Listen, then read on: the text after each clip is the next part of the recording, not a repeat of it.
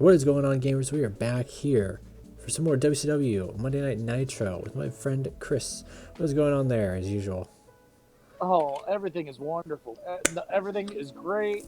We are on the road to sin. We are on the road to sin. You are right. I think we're only about 2 weeks off, maybe three actually. So We got we got 3 shows apiece left to book, and then we got obviously the big sin pay-per-view, which we've already talked about briefly in this series. We talked that it's going to be a 6-hour show. We're going to have some it's gonna be long. celebrities, It's gonna be long. So musical appearances. it's We kind got of all kinds of stuff planned for a great event live. The Zang Power Resort and Casino. it's kind of shaped itself to be one of the big four, you would say. So Yeah, this is definitely this is going to take its spot as the new as part of the new WCW's Big Four. all right, so tell us what's going on here, kicking off for Nitro. Okay, so the show opens up with the NWO Exotic sitting there. They're making jokes about Eddie Edwards. Obviously, last week he took a nasty power bomb off the apron through a table. Eric Bischoff says, "Well, Eddie's not here tonight, so it doesn't really look like he can pick his poison if he's not here." With that, some music hits. Out comes Mark Cuban, sitting there with a giant smirk on his face as he walks out as Eric Bischoff is beside himself. Everyone in the ring is completely in shock, and the whole arena is going nuts about this. Cuban smirks at Bischoff before getting on the mic and saying, "Well, Eric, the cat's out of the bag. I'm the other 50% authority here on Monday Night Nitro." While Eddie may not be here and he's home recovering, I spoke with Eddie, and Davey Boy Smith will be facing Jeff Cobb in a no disqualification match tonight. Cuban looks over at Warbeast, asking if they liked his super kick of a surprise last week. And Cuban says tonight in the main event, tonight in the co-main event, we will see a 6-man tag team match pitting Warbeast and the WCW North American champion Alexander Hammerstone against the Young Bucks, and one of the men that Alexander Hammerstone will be defending his North American championship in a fatal 4-way against Mr. Tino Sabatelli. Next segment. Rock and roll to our first match of the evening. Match of the evening, we had Trey Miguel, and about that had great wrestling, good heat. Trey Miguel defeats Orlando Colon with the Yoshitana. Got a 77 overall. Trey Miguel qualifies for the Elimination Chamber for the Light Heavyweight Championship at WCW Sin. Next. Okay, here we go with fun segment number 1. You got Miguel and Desmond Xavier. They're backstage celebrating qualifying for WCW Sin. Then they realize they don't have anything to smoke up to celebrate. And they're sitting there, they're really just bummed out. They're just slumped down in their chairs. When all of a sudden, the door opens. And who walks in but Mr. Rob Van Dam? He sits down in the third chair at the circular table before setting a brown paper bag on the table and says, "Fellas, what's up?" As Desmond and Xavier and Trey Miguel are just hyped up because they know what's in the bag. You know what's in the bag. I'm not going to say what's in the bag. What's in the bag? The brown little bag. And as things go to commercial break. And when they come back from commercial break, we got a little bit of a Tonitro show.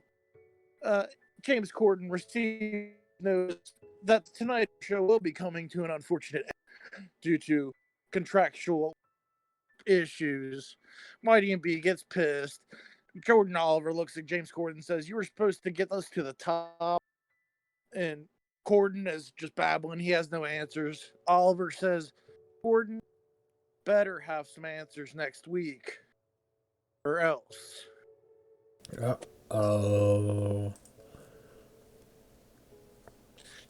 And in our next match, that same man, Jordan Oliver, and about that superb wrestling great heat. Jordan Oliver defeats Eddie Colon, 86 overall match. Jordan Oliver 92 in ring, just tearing it up continually. He qualifies for that Elimination Chamber Light Heavyweight Championship match to try to get back his Light Heavyweight title. Next segment. And then after that, we get another promo for the WCW Sin paper from Al Jones, David Arquette, and Zeta Zhang. They're talking more about WCW Sin. Live from the Zhang Tower Resort and Casino in Las Vegas. And they announce a $5 million intergender 20-person battle royal where the winner can cash in and receive a Oh my gosh. of his or her choosing. You might have to say that one more time, Chris. You became a robot there, buddy. I'm so sorry about that. It is a $5 million dual branded intergender 20-person battle royale where the winner can cash in and receive any title match of his or her choosing. What about the money, though? I'm more worried about the money. Hold up. They get the money too. Man, dude. Titles and money? What more could you want? In a tag match, getting that last spot inside the Elimination Chamber tag team title match.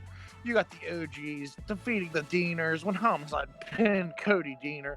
Cody Deaner was the weak link, struggling on that.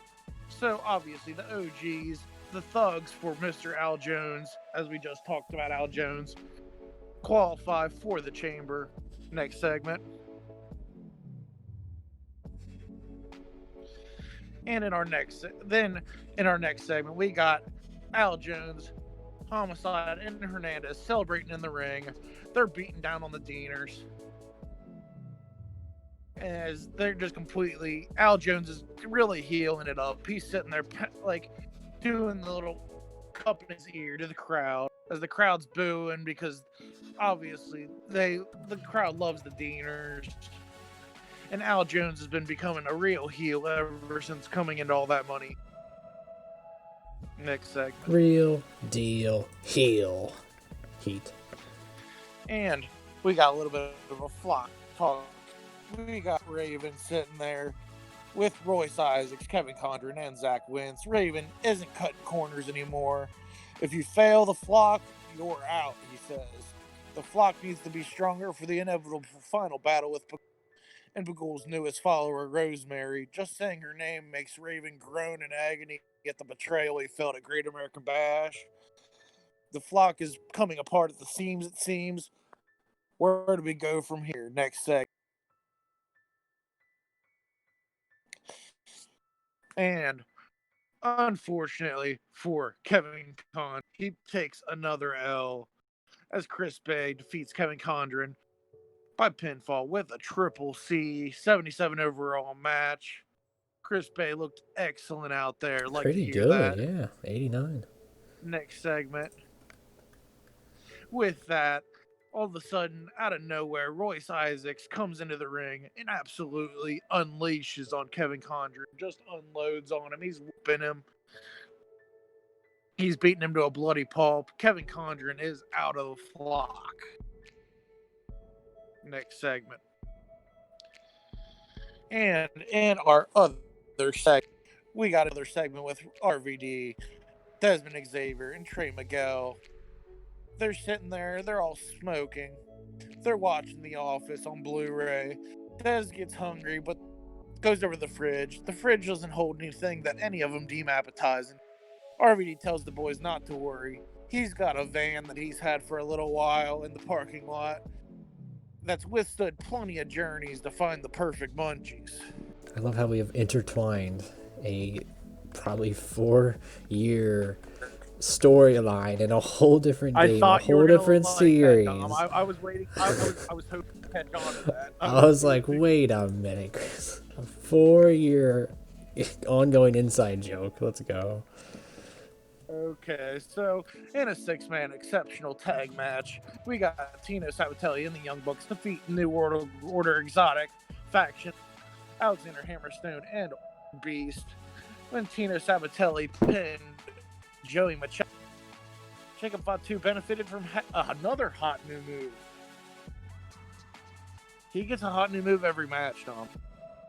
Dang, dude, it's sad. Like, Joey Machete over here taking pins, and Jacob Fatu, like, I like to think he's doing like a Samoan drop into like a cannonball or something. Like he's doing Samoan drops into different things. Yeah. And in our main event, an exceptional match, Jeff Cobb. He's hardcore. Davey Boy Smith Jr. in a hardcore match with the Tour of the Islands. During the match, we also had Blair run in and attack Jeff Cobb, but it was not enough. The match got the crowd buzzing. Great performance from both guys. Buzzing like the bees. The bee's knees. And then after the match, you had Davey Boy in there. Him and Bully tried to get the numbers game on Jeff Cobb. When all of a sudden, out of nowhere, Eddie Edwards, who no one knew was in the building, Eddie Edwards is way out for the save as they clear the ring. The show comes to a close as clear the ring as the heels are scampered back. And left in the ring are Eddie Edwards and Jeff Cobb as they close. All right, let's see how Nitro ended up here, ladies and gentlemen. Looks like it came out to about an E3 +1 region. I don't know, but Kevin Condra was used a little too much. Oh yeah, I think it's because we switched up our region deals, so now we can do a little bit more hardcore stuff. So I don't see him being used much anymore. But we will see you guys going into Thunder. Alright, party people, we are here on Thunder now, kicking off pretty big with Johnny Ace out there. People power! That's what my voice is sounding like right now, because right before we started going to Thunder, I lost my voice. But I'll try here for you guys here, because we got a big show with Walter right beside Johnny Ace. He's in his office, and that's when Joey Hollywood, Bruno Milani, and Warren Barksdale kick down the door. He's like, Johnny, we got a problem. He's like, what's wrong, Joey?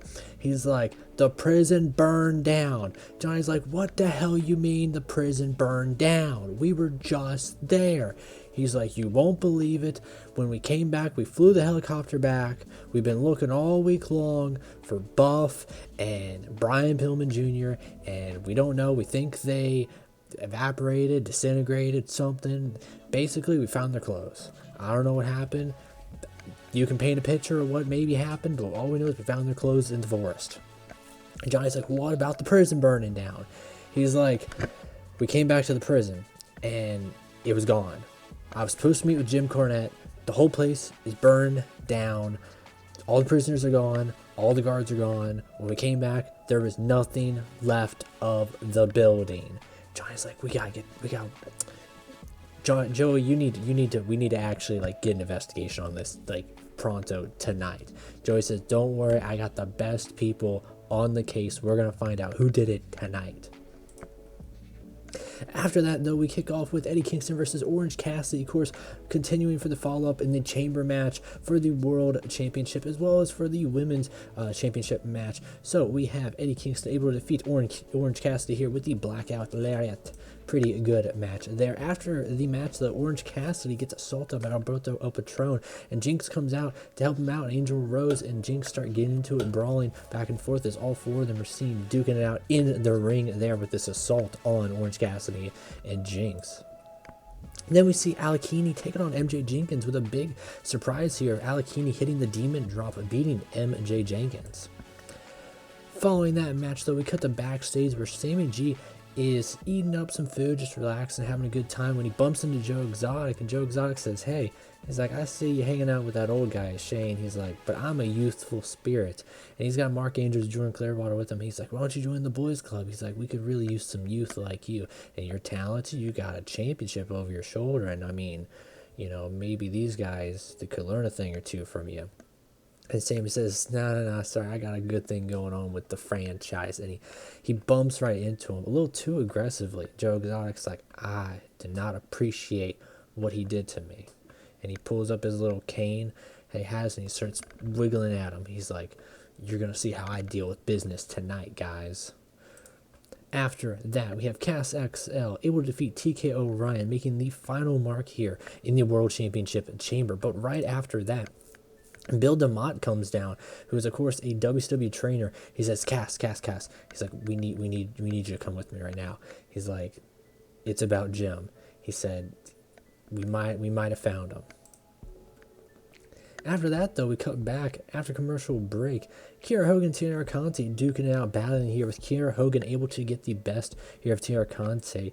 And that's when Johnny Ace is seen alongside the great Muda and Tennille Dashwood. He says, Muda, Tennille, I know tonight's been a little hectic, a lot of things, but it's a big night for you two in particular because you now see the other combatants, the 5 other people that Tennille, you will take on, the 5 other people that you will take on Muda. Best of luck to you. You've done some scouting. Get ready, though. These next 2 weeks are going to be wild. Heading into that chamber, you're going to need all the luck you can, champs.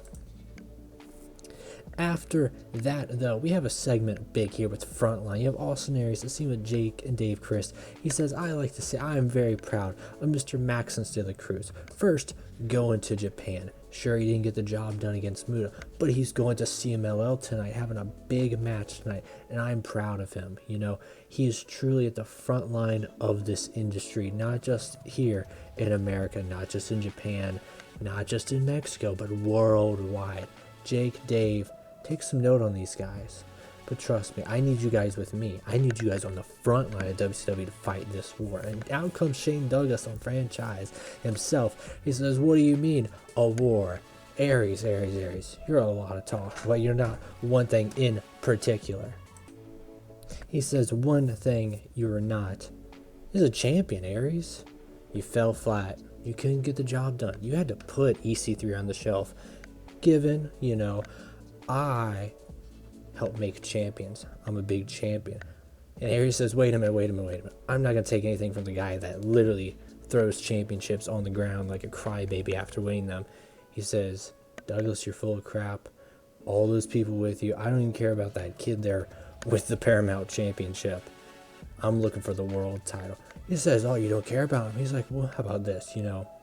Why don't your 2 guys, Jake, Dave, Chris brothers, why don't you get into the ring with Sean and Sammy tonight?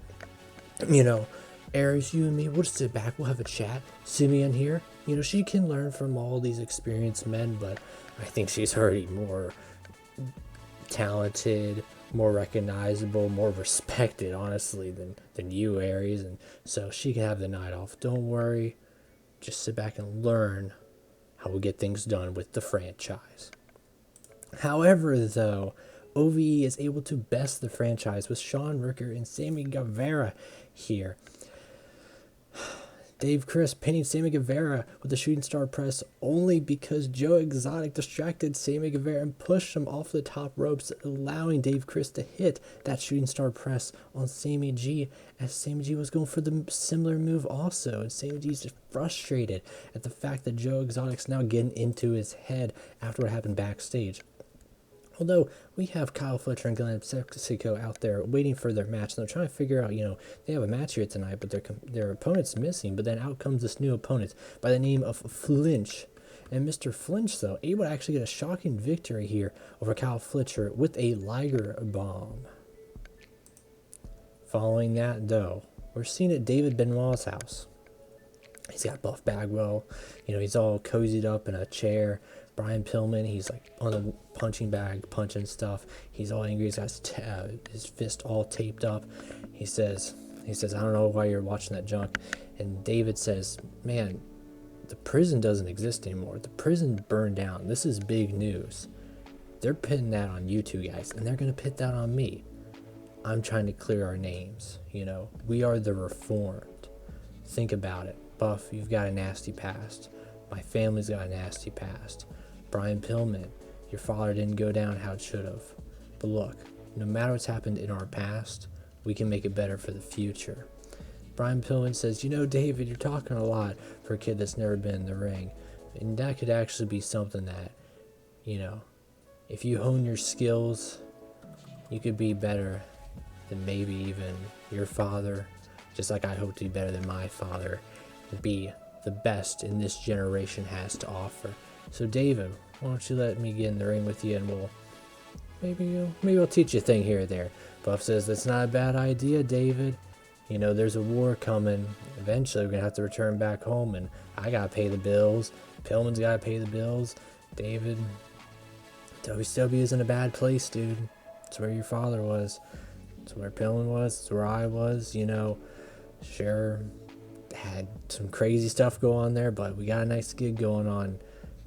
David, why don't you think about it? He says, I don't know about this wrestling thing. I was only looking out for some friends and my dad, and I'll think about it. You know, maybe I'll let you get in the ring with me. Although in our main event, though, kicking it back, we have Darby Allin defeating Ross Von Erich with the coffin drop. But the big shocker of the night comes with Johnny Ace coming out. He says, Darby. He says, I'm very sorry to announce this, but there's been an investigation done tonight, and we found out who burned down the prison. And I'll let you say it in front of all these people if you want to admit what's happened. Darby takes the mic, but then Vampiro cuts the mic off from his hand. He comes out of the announcer's table. He says, don't say nothing, kid. He says, what's going on, Johnny? What are you trying to say? And Johnny says, Vampiro, Ian, there's evidence that Darby burned down the prison. Vampiro says, why would he do that? He says, well, we found out that Darby's cousin was in the prison, and he was helping him get out. He's one of the people that escaped. So tell me this, Vampiro. Isn't that a little off? Vampiro says, there's a lot of things off around here, Johnny, but I don't believe that for a second. He says, hey, business is business. And that's when Joey Hollywood, Bruno Milani, and Warren Barksdale charge down to the ring. Vampiro looks like he's about to fight him, and Johnny says, I wouldn't do that, Ian. You got a nasty history, and the last thing you want to do is punch an officer of the law. And that's when they lock up Darby Allin, and the show ends with his head getting slammed and shut into the back of the police cruiser, and Vampiro just looking utterly frustrated as he's screaming in the face of Johnny Ace. But that is how we end off the show here for Thunder 75. Thank you, everyone, for your time. Able to tell a good story for you guys for Nitro and Thunder as we head into Sin and the stories start to, all come together on what we want to make happen. Other than that, everybody, we'll see you all next time. Peace out.